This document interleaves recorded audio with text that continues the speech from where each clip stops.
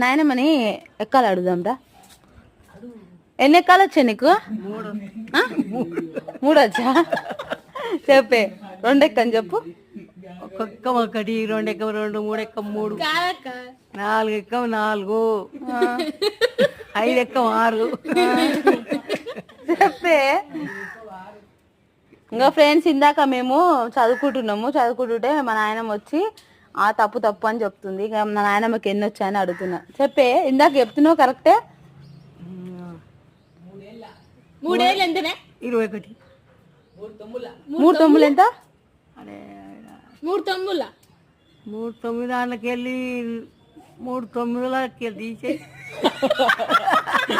2 5లు? 2 5లు ఎంత? 10. 5 ఎంబుల్? 20. 25. 5 ఎంబుల్.